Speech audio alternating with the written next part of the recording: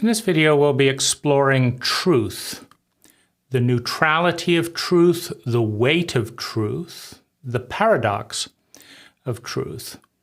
And I want to begin with neutrality.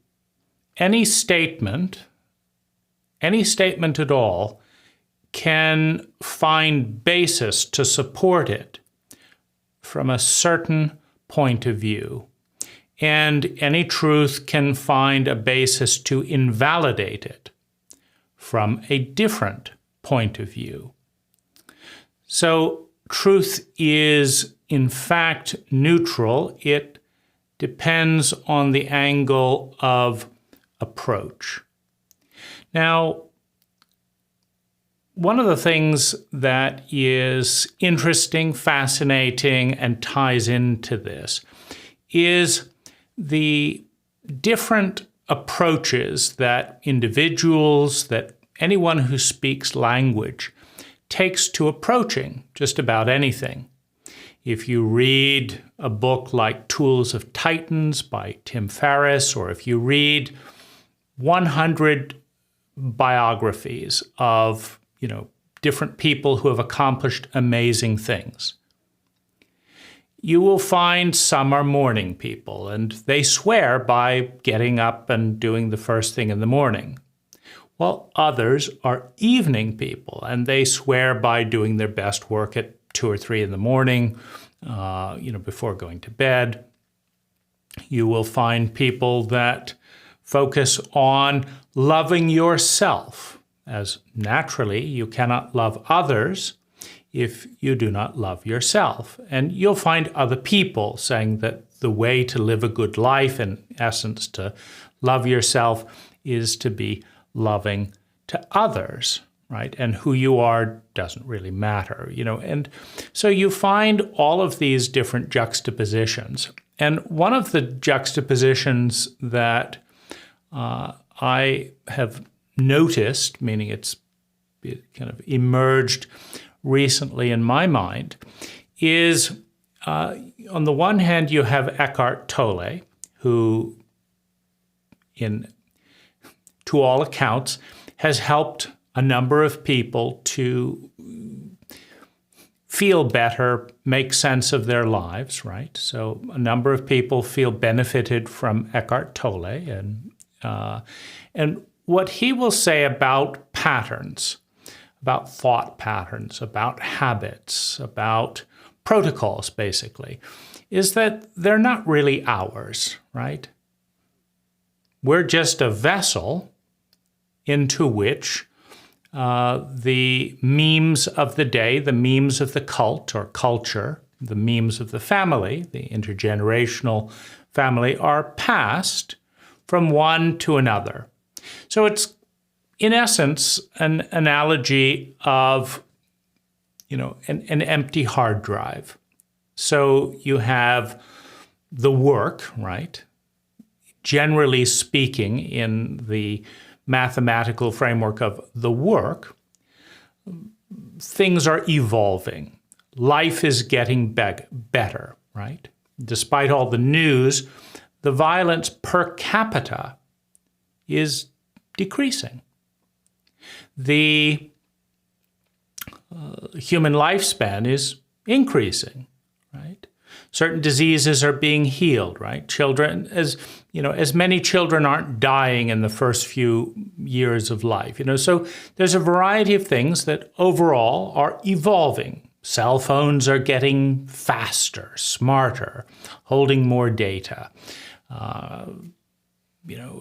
Manufacturing techniques are evolving, becoming more efficient. Cars are becoming safer, are becoming cleaner, right? So there's an evolutionary trend in general, right? So, 100 or so years ago in the United States, there was a big debate about whether or not women should vote. And at the time, it was considered, self-evident by a large percentage of men and women that since women would only vote according to the superior wisdom of their husbands, it would be a waste of paper, right? Since any good woman would ask her husband how he was going to vote and then just, vote accordingly, it wouldn't really change anything. It would be pointless, right? And those bad women who actually might think for themselves, well, would we really want to hear their opinion anyway, right? It might taint, the vote. And so men and women on both sides were, arguing about this. And now we consider it self-evident. Obviously, many women do not vote in accordance with their husband's views. And obviously, if people are created equal, rights should be distributed equally. Opportunity should be distributed equally. And so, that's now, put behind us. Now, then the next generation is given a set of memes that now says, well, it's obvious that women have a right to vote, right? But, 200 years ago, not so much, right? A girl was given the curse of being viewed as inferior in mind and in power and ability, etc. And so that curse stays the same unless people do work to evolve it. So family systems, cults, or cultures are iterating. And they're iterating to get more efficient, to get more integrated, to get more intelligent, or they're becoming consumed by other more intelligent, more efficient cults or cultures. So at that level, we're given a set of memes, a set of paradigms, a set of beliefs by our cult, by our parents as representatives of the cult. And we either just take them and say, this is what was given to me, and give it to our children, or we look at them. We go from the sympathy of childhood to the antipathy of adolescence, and then we look at this. It doesn't seem right. All people are created equal. All men are created equal. First of all, yes and no. In what area? Are all men the equal height? No. Are all men equally good at playing the piano? No. So all men are created equal in what way? In the eyes of God. And so, is God a chauvinist?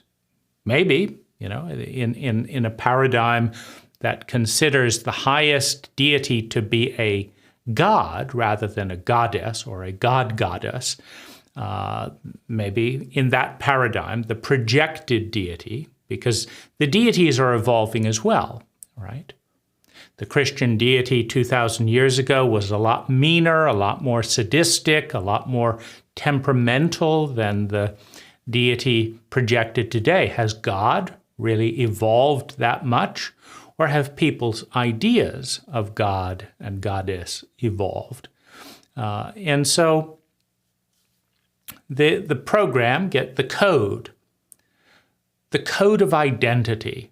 And what is an identity? A pattern of thinking, feeling, speaking, doing, and being. The code that defines the pattern of thinking, feeling, speaking, doing, and being is what is downloaded, first in the unconditional sympathy of the child, and then scrutinized more carefully with the antipathy, the criticism of the adolescent, and then is kind of synthesized, hopefully with some awareness, getting rid of the worst of what was, embracing the best of what was, adding something new, a new element, a new flavor, and so life evolves. And so at that level, life is iterating.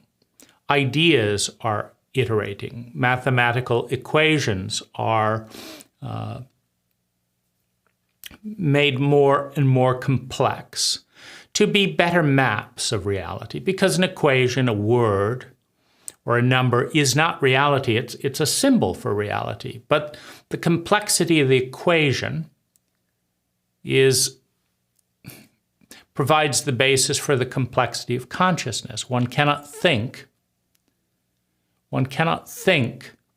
about complex nuances in reality without a language. And language is symbolic. Language is a symbol. When I say finger, finger is not this. Finger is a sound that symbolizes this. But finger is not a very deep symbol. It's not a very complex symbol. If I say, what's going on with your finger, you don't get a view of 1 trillion subatomic particles all moving faster than the speed of thought. You just get an idea of that pointy thing. And that's about as complex as the symbol of finger gets, right? Or maybe the pointy round thing. It's a very crude map of reality. And as we intensify our language, mathematically or verbally, reality gets more complex in our minds. Our awareness of reality gets more complex as we look at it through more complex lenses. And the same is definitely true with truth, right? Truth can get more and more complex, and it can get simpler, and sometimes we want simple maps of reality, right? Turn left at 3rd Street and then stop at the 2nd stoplight.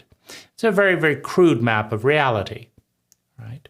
Turn left at the purple flowering tree with 208,000 leaves. Move forward over 6 million bits of sand in the asphalt. Then, pause at the 38 millionth blade of grass. That's a more complex map of reality. It's just not very useful. You just want to look at a sign and say, is that 2nd or 3rd Street? And turn left, and is it 1 or 2 flashing lights? Okay, there I am. Close enough, right?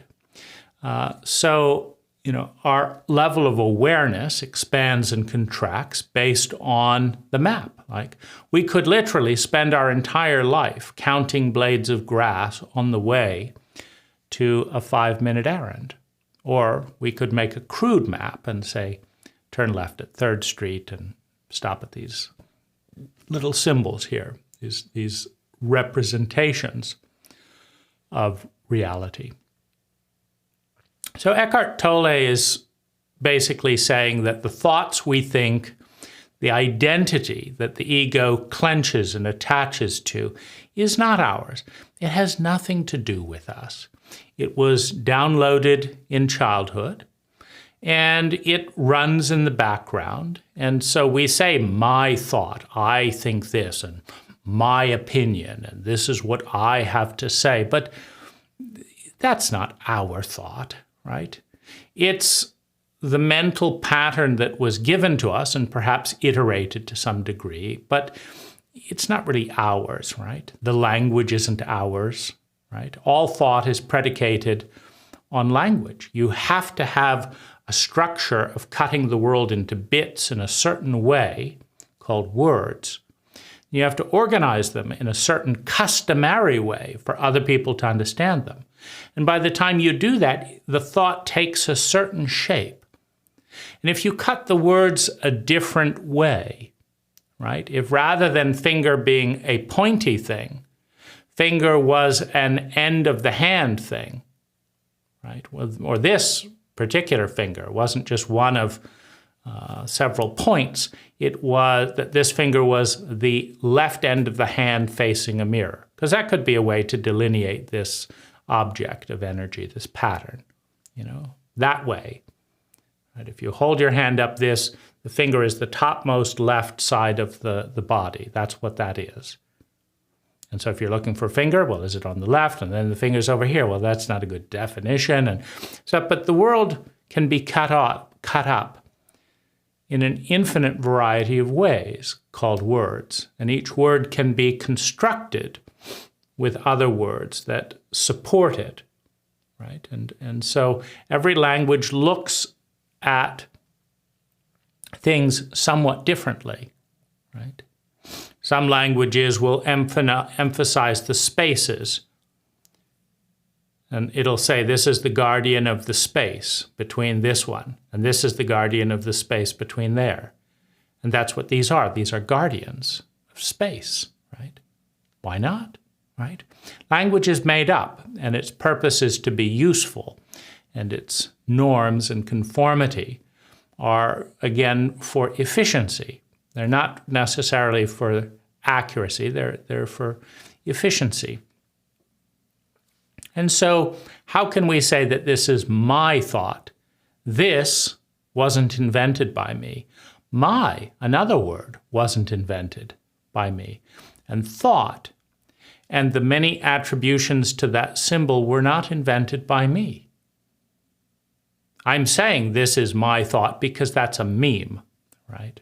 And so Eckhart Tolle is saying these memes, they're viral, right? You didn't create the flu virus. You received the flu virus. You started coughing and phlegming, and then you gave the flu virus to someone else, but it wasn't your virus. You were a carrier of the virus. And that in order to become enlightened, in order to wake up from the identity, from the clenching to the identity, to the pattern of thinking, feeling, speaking, doing, and being, you have to first of all realize that you are not the pattern. You're not the pattern. It is a pattern. And so Eckhart Tolle might suggest that you say something like, this thought, or there is this thought in this body that says this. Oh, interesting, right? This thought says, I've got to get on Facebook. But that's not you. That's a thought that was given to you. And it's currently running in your body. So there is a body there. There's a pattern of energy. And there's a thought in it. And it has this pattern. There it is, right? It was given to you in a variety of ways. And there it is, right? It's in your body. Just let it go, right? It's not yours. It's just a visitor, right? Rumi talks about the guest house, right? Thoughts and feelings come in, they stay for a while, and then they leave. They were never ours to begin with. They're just guests. And they will change and mutate, and they have kind of a life of their own, right? And in order to wake up, one must remember that we are the witness. We are the one that watches all that goes on, right? For example, in the hardware analogy, we might say that we are not the code on the hard drive. We are the hard drive. We are the space. And we can delete all that code and run a different program. And we can delete all that code and run a different program.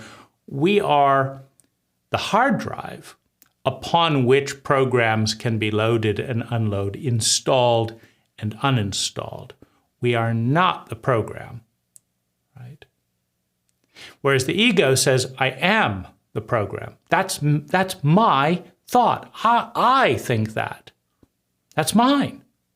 And I'm not going to change it because this is who I am and nobody's going to tell me how to be differently or do it differently. This is who I am. I'm this thought. And you insulted me because you violated that thought. I have the thought that Sunday should be the day of the Lord. I have that thought. And I have the thought that one shouldn't work on the day of the Lord. One should reflect about the Lord, right? I have that thought. And you're working. You're violating my idea. You're violating me, says the ego. How dare you? How dare you violate me? I am this idea. And you're cutting it. You're breaking it. You're ruining it, right? How could you step on me like that by stepping on, and I am this body. How could you step on my toe? And I have these rights, and how could you do this, right? So the ego identifies, clenches to the pattern. I clenches to the pattern. It identifies. I am this, and those things and people out there that are trying to change this, they're the enemy, because they're violating me, right? Whereas the witness says, oh, there's this thought in my body that says there shouldn't be work on Sunday. That's interesting. That's not me. That's a thought that is on the hard drive. Where did that come from? What's the idea? Like, was that, like, why not have the Lord's Day on Monday? Any thought to that? Where like, why don't we have a Lord's Day on Monday? And why isn't it a lordess, right? A goddess, right? Why did the Lord come off of, the feudal lords, which were generally men in Europe? Why did God become a lord? Just because there were people appointed by a king? Maybe there's a lordess.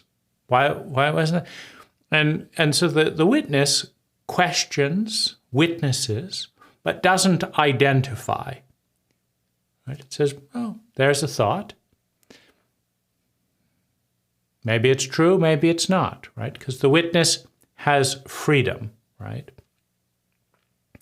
And when we invest in a truth, right, because the freest place is neutrality. And so we'll kind of picture this geometrically.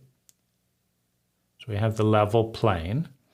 And if we want to carry, let's say, a 1-ton pole, right? Let's say this is a 1-ton steel rod here that's 30 feet tall.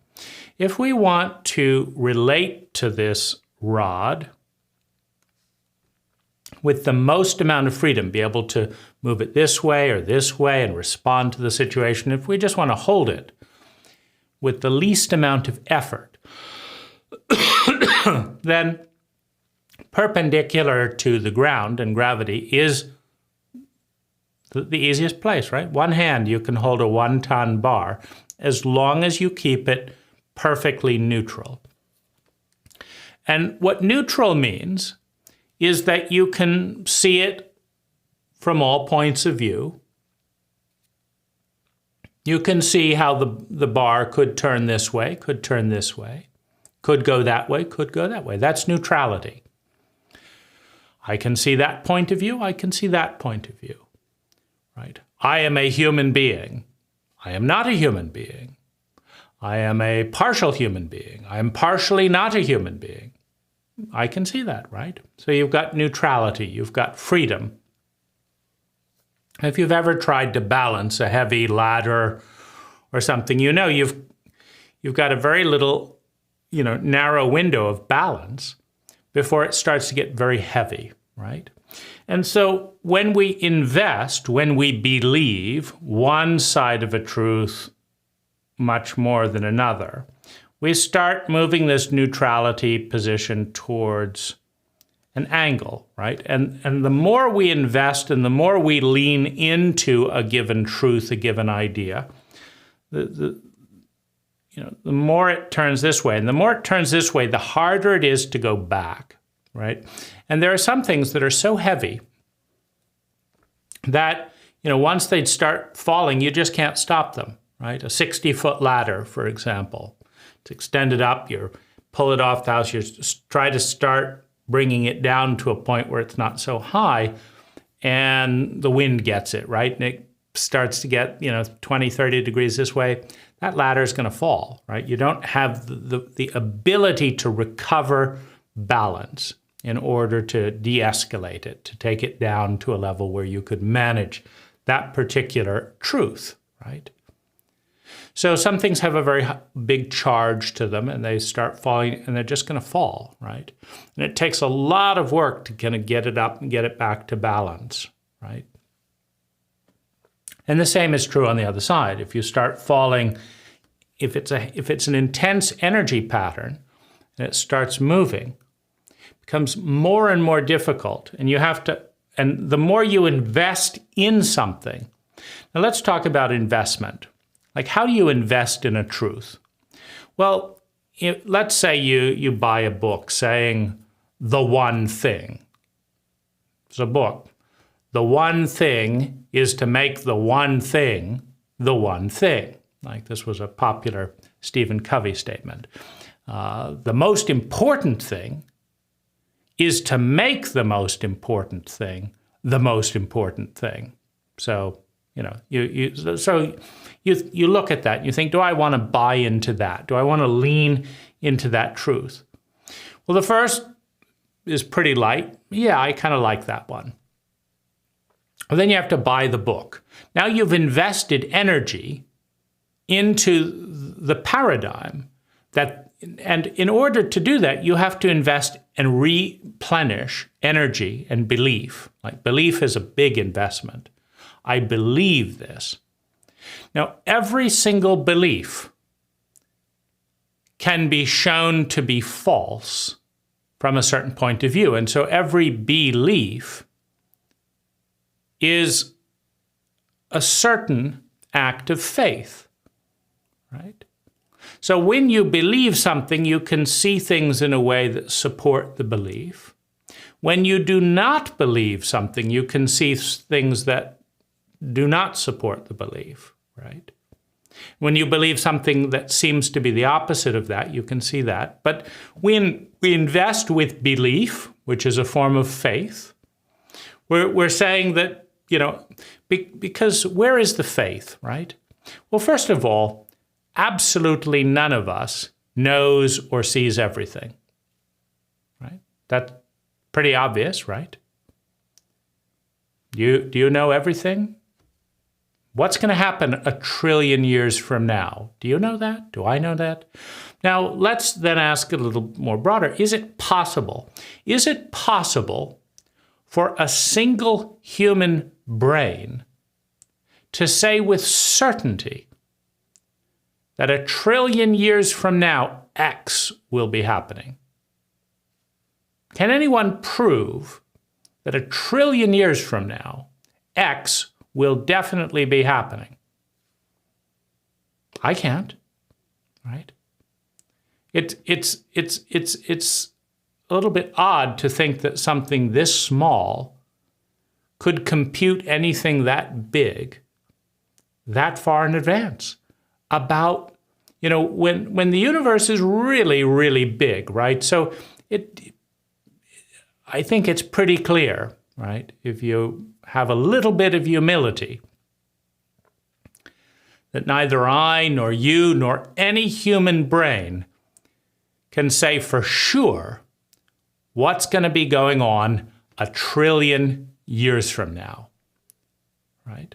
The only thing we can be sure of, based on anthropology, for example, of the 10,000 cults or cultures alive in human history, in the last 100,000 years or whatever, that anthropologists have measured language and culture and all that. There have been roughly 10,000 cults in human history. They've all had their own language. They've all believed different things. And 95% of them are now extinct. 95% of the 10,000 cults in human history are now extinct. Their languages are dead. Their belief systems are dead. So that's 500, right? Left today. Well, I think we can be absolutely sure that 1 trillion years from now, very little that we have today will be used. The English language will not be used 1 trillion years from now. The body, which has evolved so dynamically in the last billion years, will not look like this or function like this 1 trillion years from now, right? We also know that, 95% of all life forms are now extinct. So there's a 95% chance that we will be extinct long before the trillion years runs along, comes around, and we could evaluate our prediction. Like, did we get anything right in a trillion years? Now, I think probably the best thing that one could predict, to just point out how every truth is wrong and every truth is right, is we could probably say that something will be. In a trillion years from now, it's absolutely certain that something, even if the thing means something very differently than what we mean today by thing, and even though the word thing will most certainly not exist a trillion years from now, because it's inefficient to use words when we could have telepathic graphical language, for example. And the one common thing about life seems to be that we go from less efficient modes of doing things to more efficient modes. Life is a winner, right? So it's moving towards efficiency, towards intelligence in a number of areas, right? Over time, right? It's set back, like we had the dinosaur version of intelligence, then it was set back. Now we have the human version of intelligence, and that may very well be set back. And then there may be other forms, right? And over the next trillion years, that may go on, a number of times. And so, that's probably pretty likely. And so, but we nonetheless believe things as an act of faith. I think God likes this. I think the right diet, if everyone would just do the Atkins diet, do this diet, people would just read this book. If everyone would do psychedelics, if everyone would do this, if everyone would pray, if everyone would pause before their action, the world would be a better place. We believe these things. We taste the belief, we feel it around, we look at it, and we say, yep, that's what I believe, right? But it cannot be proven, right? Everything that we believe can be disproved, right? Even if we say something simple that seems pretty obvious, then there are different situations where the same thing is a bad idea. Like you say, eat 3 meals a day. Seems pretty self-evident, eat 3 meals a day. But what about the data that says that 5 snacks better than 3 meals? Get 8 hours of sleep. But what about the data that shows that if people sleep for 2 or 3 hours, no longer than 5 maximum, and have a night nap and do this, that they remember their dreams more, they're more productive, the energy, and then take a nap in there? What about that, right? You see, there's very little that we can believe and invest in. Now, we invest with our belief, our time, our money, our attention, our choice. That's how we invest in something. And as we believe, as we invest in a truth, in a statement of any kind, we do so by spending money based on it. That's investing. By taking action based on it, that's investing. By putting our attention on it, that's investing, right? We're investing based on what we choose. Now, there again, right? Is it really what we choose? Or is it the thing that harmonizes the most with the energy patterns we've downloaded? Like we download an energy pattern. Hard work is virtuous. Cleanliness is next to godliness. And then a truth comes by our radar and we believe those two things. Why? Because it was given to us. Because, God said so. It said so in this book. Whatever it is, right? We believe that. So, and then something else comes along and it says that cleaner people are healthier. That sounds about right. I believe that, right? And so go wash your hands in soap. Use more disinfectant.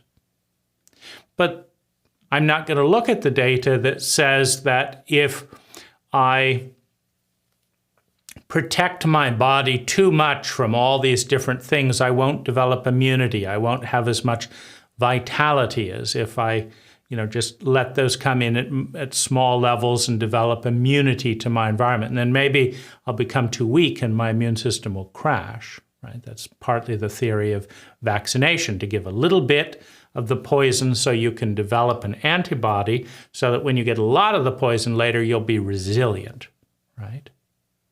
So maybe constantly cleaning and disinfecting and doing all these things, you're not having a chance to develop slow and steady antibodies to your environment, right? Which is it, right? Which is it? What do you believe in?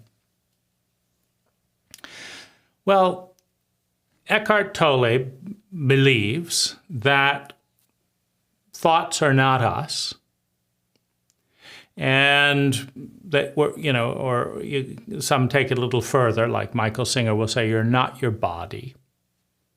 But that's not you, right? You're the one who is in your body. That's not you, right? Now, others would say, no, it's a part of you. Your body isn't the whole you. Your thought isn't the whole you, but it's a part of you, right? It's, what's the use of saying you if everything is just an amorphous blob, right? Why bother saying anything is anything if it's all, one interconnected thing and there's no self-definition? It's not a very useful map, right? To say we all think things and they're not us. That's not a very useful thing if I want to understand why you in particular are doing something, right? So there's Eckhart Tolle talking about awakening, talking about transcending, being aware of the witness and waking up to the one who is watching all those thoughts and watching all those ideas and not identifying with any of them, right? So that's Eckhart Tolle. And on the flip side, you have, we delete that one. On the flip side of that truth, where your thoughts are not you, here's an interesting statement by the channel Lazarus, right? Lazarus builds a different construct for a different reason, right? Lazarus says, how are you going to be powerful? How are you going to create something that you want if you don't own it, right? How are you going to change something if power is the ability to create what we want, the ability to influence reality, how can you influence something that you dissociate from, right? And Lazarus gives the analogy of a Brooklyn Bridge, for example, like how can you close the Brooklyn Bridge if you don't own the Brooklyn Bridge, right? How can you change your reality if you don't own it as your reality? How can you change your thought if you don't say, this is my thought, and this is what it is and has been, and now I, the ego, I choose to change that thought. I used to think that I was fundamentally flawed and unlovable, and based on believing that thought, I used to behave this way and this way and this way. I would avoid social situations. I would eat more to numb the pain of feeling unlovable. I would hide. I wouldn't put myself out there because I believed the thought that I was unlovable. And Lazarus would say, how can you change that thought to one where I am lovable if you don't own that it's you believing in it and you occupying it and that it is yours. It's in your mind, and you need to uproot that thought from your mental garden and put a new thought that will bring you the reality that you want. Because if you say, I'm highly lovable, and then put yourself out there and you start believing in this thought, you will end up in, you'll go out and meet people to see who's going to notice how lovable you are, and every now and again, somebody will, right? And so, oh, you're a lovable person, right? And then you say, of course, because you've invested in that belief. How can you change a negative belief to a positive belief? How can you change an opinion if you don't own the opinion? If you don't say, that's mine, that's my opinion. And if you don't look at the damage that came from the belief in the thought, I am unlovable, and all the loneliness that that created, and own it and say, I'm sorry. I chose that thought. I let it stay in my body, my vibration. That thought led to behavior that created this lonely reality. And so I forgive myself for creating all this loneliness. How can I do that if I say that that thought isn't mine? It's just kind of passing through. How can I change something if it's not mine? You have to own it in order to make the change. And so so you have two truths, right? The way to enlightenment, the way to waking up, is to dissociate from the I that identifies, that clenches, to the identity, to the pattern of thinking, feeling, speaking, doing, and being. You have to just say that, I'm a human being with all these programs running in me, but that's not really who I am. And I can just remember. I can remember myself as the witness. And then come back in and it's like, I am this, and I need to own it. I can't say that's the culture's thought or my mother's thought or something. I have to own that it's mine and it's causing impact in my life. And that's the only way that I can change my life. And that's what power is, the ability and willingness to respond. That's why power and responsibility are synonymous. That's why power, responsibility, and freedom are synonymous. You cannot be free if you cannot choose. You cannot choose if you cannot respond. You cannot have power if you don't have freedom. You cannot have freedom if you don't have power. That freedom, responsibility, the ability and willingness to respond, and power, the ability and willingness to act in a way that creates the reality that we want, are three faces of the same pattern. If you have no freedom, you have no power. If you have no power, you have no freedom. If you have no power and freedom, you have no ability and willingness to respond and influence your reality. And if you have no ability and willingness to respond, you have no power and freedom, right? They're all the same thing. You need to own something as mine before you have the ability and willingness to respond to it and thus influence it. You can't influence something that you don't own as something you can influence. So you have two different versions, right? And if you invest in this, you buy Lazarus tapes, you attend Lazarus workshops, you write notes about why did I choose, you look at what inventory is in there and you say, this is mine, right? This is my shame. I've got to give it back. I've got to change this, right? One of the interesting things is that as we go into extremes, right? Because in the extreme direction of the message of Lazarus is 100% personal accountability for everything. We create it all, Lazarus says. You create your own reality, Lazarus says, right? Eckhart Tolle, you don't create any of it. You're just the witness that has the opportunity to wake up, and that pain, Pain can wake you up from this, delusion, from this script of a cult that's moving through the body, right? Something happens, it gives you a chance to wake up or get more deeply lost into it. But that the awakening, the consciousness is about waking up, right?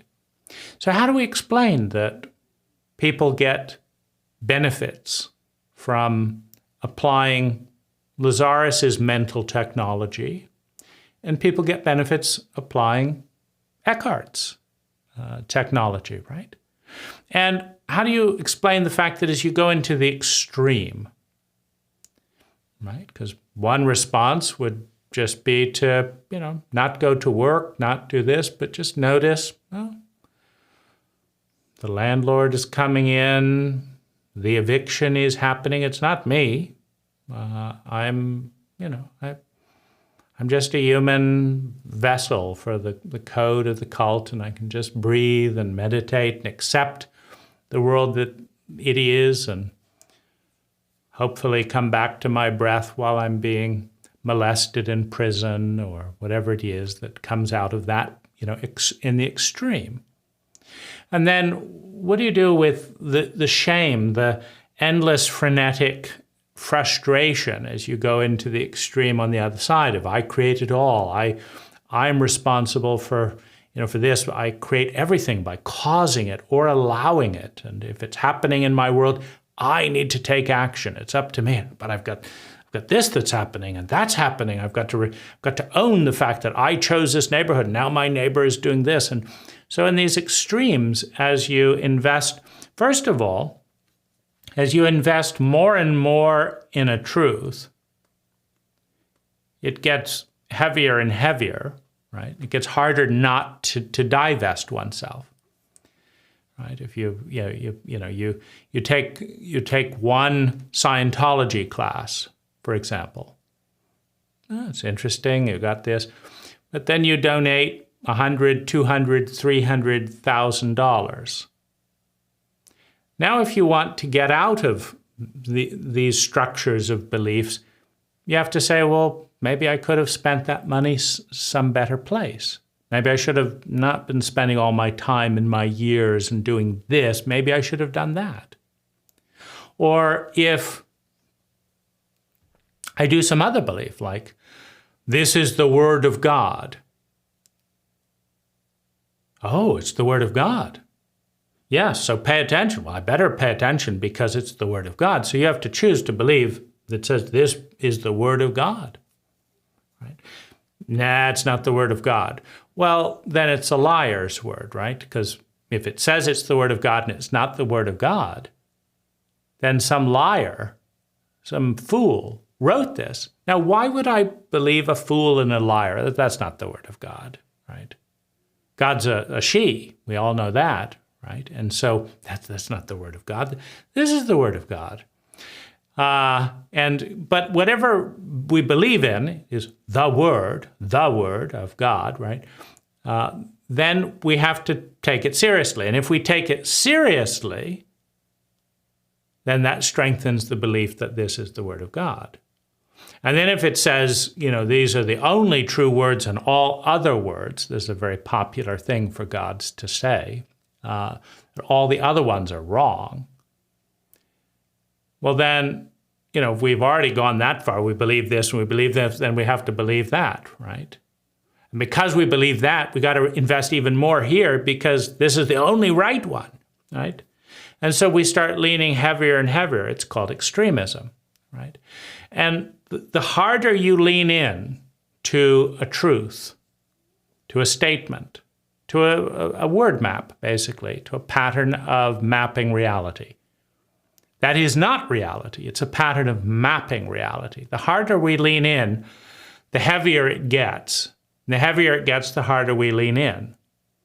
But the greatest toxicity tends to come in extremism. What I mean by that is you have a little bit of salt. You feel good. So you have a little bit more salt. Maybe you feel a little better. Depends on how much salt you have in your system. So you have more salt and it feels worse. But you think, I got to power through this. Remember, discipline and faith. So I'm going to have more salt because salt is good. I feel even worse. I kind of get out of bed and put in more salt and I die, right? Too much salt in the system. Or I'm got too much salt in my systems because that's extreme, right? We're all things at their extreme levels become toxic. I feel a little cold. Well, step by the fire. Oh, that feels good. Well, would you like to step into the fire? How about going into a furnace or a sauna? Okay, I feel sweat, I feel vital, I'm releasing things. Well, how about, since you're only at 106 or 180 degrees, whatever it is, why don't we step into a 3,000 degree sauna, right? As you go towards the extreme, whether it's in salt or temperature or thinking or not thinking or having infinite amounts of money or having no money or being 3 miles tall, taller people are more attractive, right? So you got 7, 8, 9, 10, 20, 30, 50 feet, right? Is your date going to appreciate that you are 700 feet tall just because you take that to an extreme, or you get shorter and now you're invisible? It's all about relationship, and it's about finding the point of grace in anything. It's too much food will kill you, not enough food will kill you. Too much water will kill you, not enough water will kill you, right?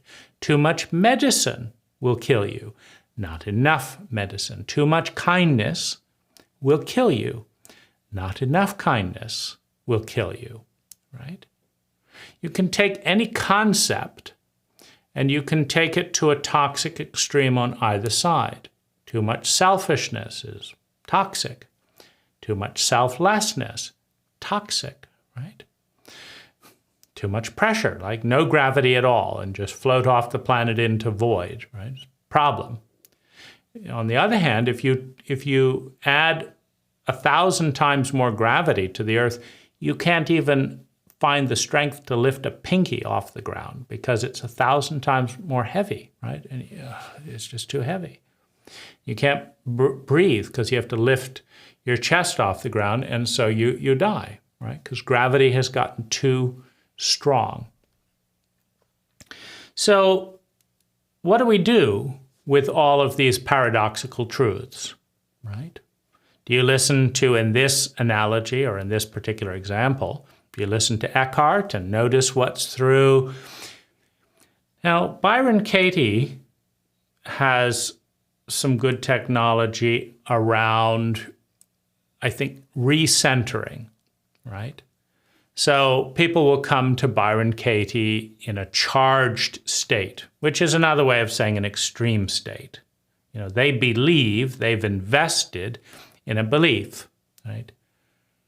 My boyfriend's sniveling coward. He's a sniveling coward and he's cheap. And they've obviously invested a tremendous amount of time thinking about this and believing this and whatever. And what Byron does in order to kind of find the center point is invite people, first of all, to ask if they know that what they're saying is true. He is cheap. You should see him. He drives to the other gas station for 2 cents. He, gives me coupons for my birthday. He's so cheap. And so, yes, I know it's, and then Byron will say, well, can you absolutely know for sure that this is true, right? And what she's fishing for is the humility, right? That, can you absolutely know for sure? Maybe he's getting ready to do this, but he's testing to see if you're cheap. Or maybe you can't absolutely know very much for sure, right? People have to find that for themselves. So most people say, no, I cannot absolutely know for sure that my boyfriend is cheap and all that. And that's what, that depressurizes, that belief. So then what Byron will next do is encourage the other statement to just try on to see, could you say the opposite? Like, my boyfriend is absolutely generous, right? He's generous to the gas station that has the lowest price. Look at all the money he spends at the gas station with the lowest price, right? And he remembered your birthday. That's generous. And how many coupons did he give you? 20 $3 coupons? Wow, right? 20, not just one $1 coupon. He gave you 20 $1 coupons. So then she'll look at, what she'll start with is she'll do the opposite truth, right? She'll say, my boyfriend is incredibly generous. And then she will invite the person to say 3 things that validate that. But there's another twist, right? Because we're taking a statement and we're leaning outward and we're saying he's cheap and he's, this way and what a jerk and all that.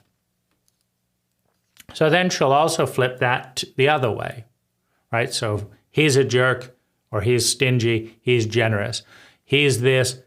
She'll then say, I'm this, I'm stingy, right? Here I am with a boyfriend who gives me 20 coupons and who gives all this money to the cheapest gas station and rewards them abundantly for meeting, his standards. And here am I focusing on the things that I hate about the person I chose. Like, how cheap is that? Like, I chose this person, and the thing I'm most attached to is my complaints about them. How cheap? I'm cheap. And then you give 3 examples of this. Now, the point in going to the opposite is not that either of them are true, right? Ultimately, it is true and it isn't true that he's cheap, that you're cheap, that he's generous, that you're generous, right? Ultimately, they're both true from a certain point of view.